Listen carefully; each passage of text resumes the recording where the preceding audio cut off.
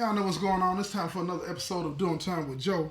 I'm your host, Joe Baker, and this is part 2 of The Homies Crossed Him Out. Now, Cedric is in the hole. They crossed him out, right?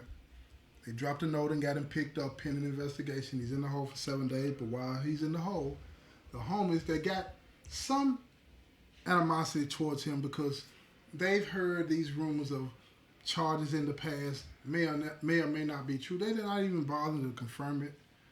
They just know what they've heard, and it helps the narrative that they want.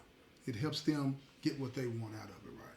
And that's the thing that you need to understand about this criminal lifestyle and why I heavily discourage you from participating in it, because it's all ripe with crossouts.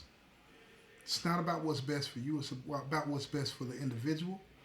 And if they see you as an obstacle, they'll find a way to get around you or over you or through you. If they see you as an asset, they'll use you until they can't. And in the process of using you, they'll convince you that they care about you, and you'll convince yourself that they care about you and you care about them, but it'll all be based off of falseness, stuff that's not real. And it'll bleed over into how you conduct your other relationships, you know what I'm saying, with people that you care about. And it'll all be based off of falsehood. It'll be based off of a fake foundation. And it'll affect you in ways that you won't even realize for years. You'll learn to be a manipulator, a con artist, using people as you float through life. Not living, but just existing. Treading water, you know what I'm saying, and thinking that you're enjoying life, but you're not. Never putting any roots down anywhere because you can't, because you've learned not to trust. But Cedric is in the hole. And now they have to shoot their shot and solidify whatever move they want to try to solidify to make sure, one, he doesn't get out, and two, that they get her. Because she's going to put in work for them one way or the other. But she doesn't know that they can't prove a thing that they're about to say to her. So they step to her. They get one of the brothers that's a little bit more charismatic. He looks a little, you know what I'm saying, better than they do. And he has an innocence about himself that's just good enough to disguise the manipulation that he's about to put down. So when he steps to her, she plays the role that she's always played. It's strictly business. She doesn't care anything about him or anybody else included. But when he steps to her, he tells her, he said, look, you can say and do and act however you want to act. But I know. Bro told me what was up. And her own guilt causes her to freeze up and not do what she should do, is to tell him to get out, and if he says anything else, she's going to write him up. In fact, her first move shouldn't have been to say get out. It should have been, give me your ID, and write him up for threatening her, trying to extort her, blackmail her, whatever the case may be. That should have been her first move. She should have fired that shot from the gun as quickly as she could, and that would have put them on their heels. But she didn't do that because she knew the truth. And the truth in this situation convicted her. And that conviction caused her to act exactly how he needed her to act. And she said, what are you talking about? The one question that you should never ask when somebody says something to you is, what are you talking about? Because that implies that you want to know what it is that they're talking about. And as he started to explain to her that he knew, and only he knew, that her and Cedric were having a thing, and that their secret was safe with him, even though it wasn't. But he would only keep it secret for so long. He would only keep it secret for so long. So out of fear, you remember the one person that I told you that had their backs and it was keeping it genuine? After she has this conversation with the young homie, she gets in touch with him and she tells him, look, I don't know what's going on, but somebody else knows. And he looks at her and he tells her that he's not surprised at all that somebody else knows. But he inquires as to what was said. And she tells him that he told her that he knew, but he wouldn't say anything. So he told her he's lying. What's the point in bringing it to you if he didn't want something? She knew the answer to that, but she said, what is it that he could want? And he laughed and he said, what do you think? He wants you or something else. Or both. And her face twisted up, partly in confusion and excitement.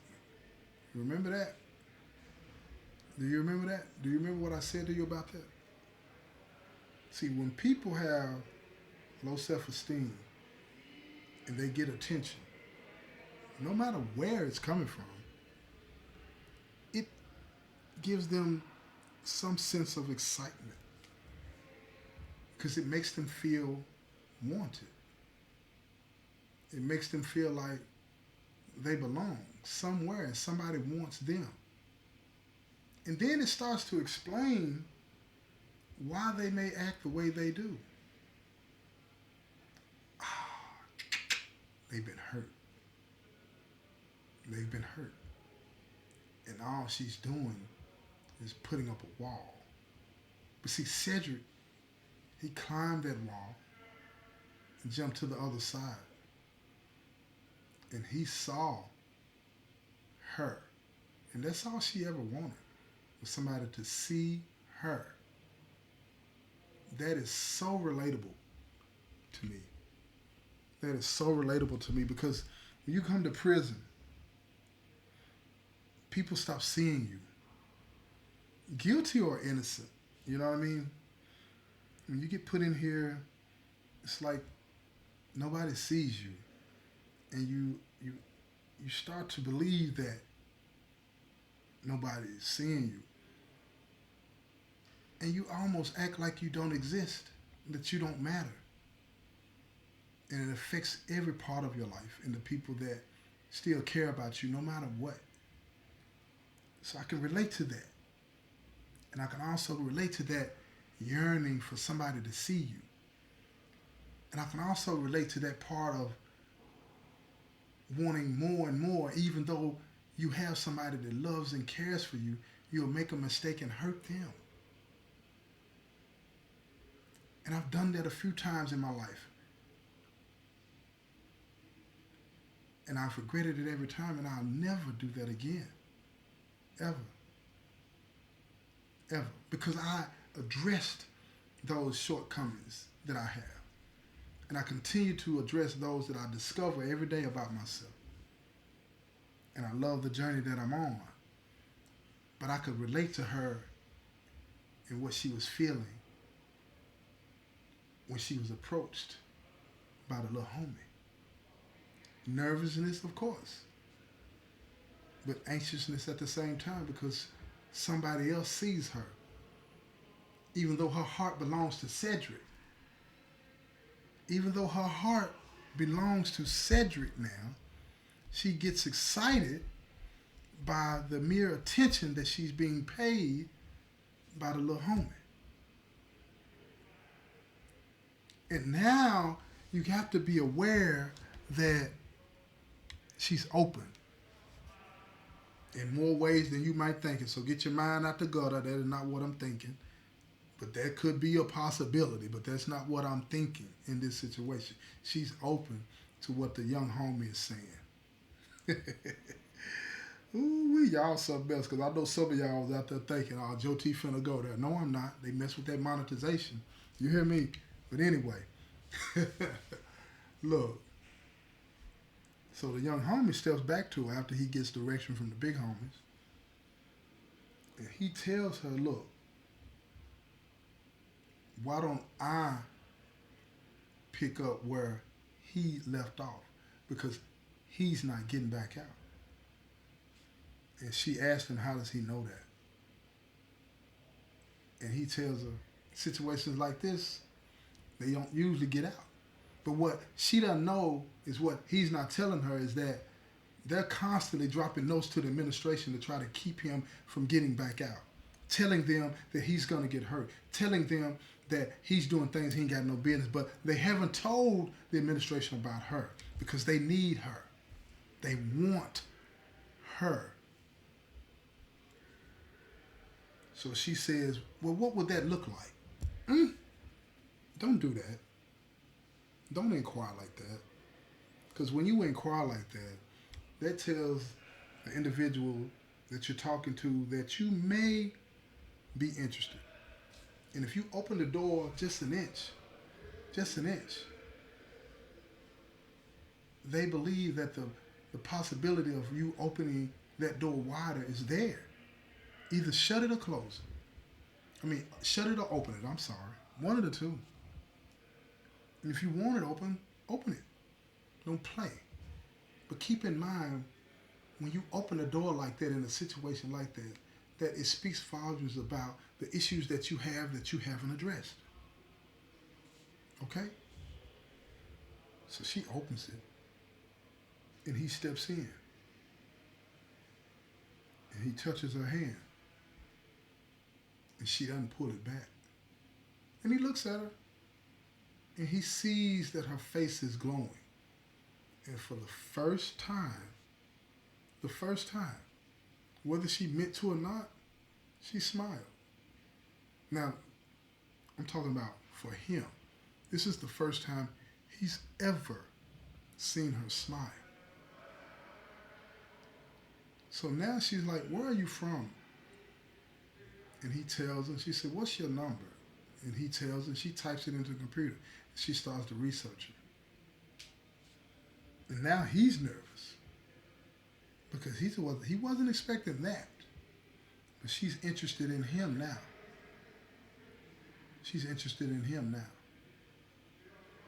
But this is day 4 of Cedric's lockup. He has 3 left, and he may be getting out. And there's nothing to indicate that he won't. He won't get out. So why would she be doing this? Because she has low self-esteem. And they know it. So she tells him, look, we'll see what happens. But promise me you won't tell anybody. Now, you know sometimes when you tell somebody that, you say stuff like that to them, you already know in the back of your mind that they have already said something. You just feel it, that something's not right. So why do we tell ourselves, promise me you won't do this, promise me you won't do that, when you know, as you feel already that it's been done, right? Why do we do that? So what are you supposed to do about that? What is it that she was supposed to do about that? What she was supposed to do is ask, who all knows this, and tell me the truth. And see if she could gain the advantage back. Because at this point, this is not about her satisfying some need that she has. This is about her being able to salvage and get control back of this situation so she could save her job. Because she could potentially lose her job.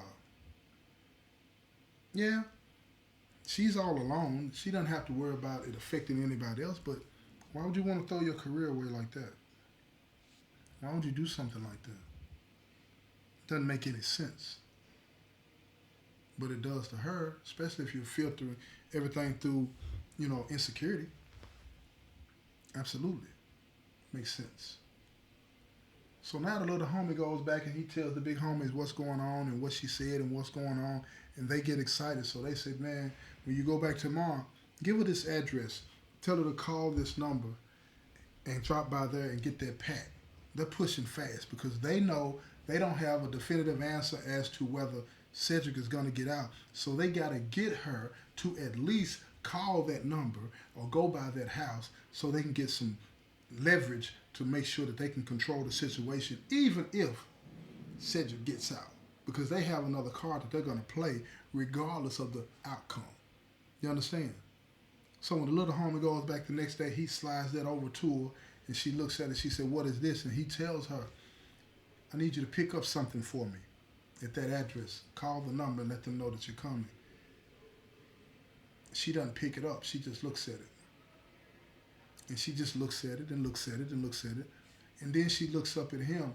And her eyes, they filled with tears.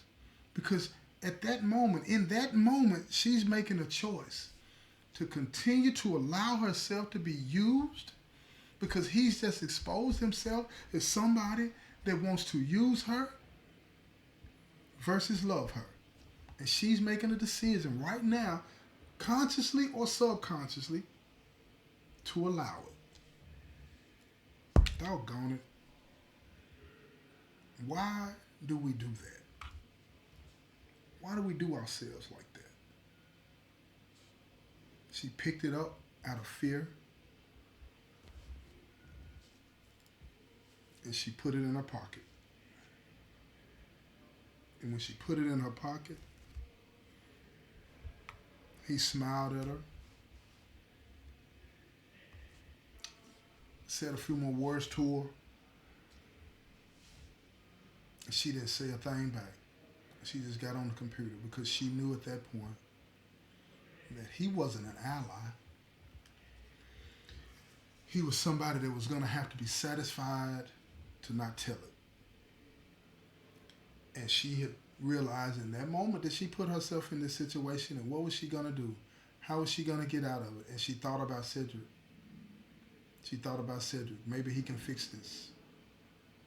But she couldn't even ask what the situation was and was he going to get out because she feared that she would expose herself. But the administration had no clue about her, not from the homeboys. Not from the homeboys anyway, but they had the letter that they had the phone call, so they were suspicious, but that was it. That was it.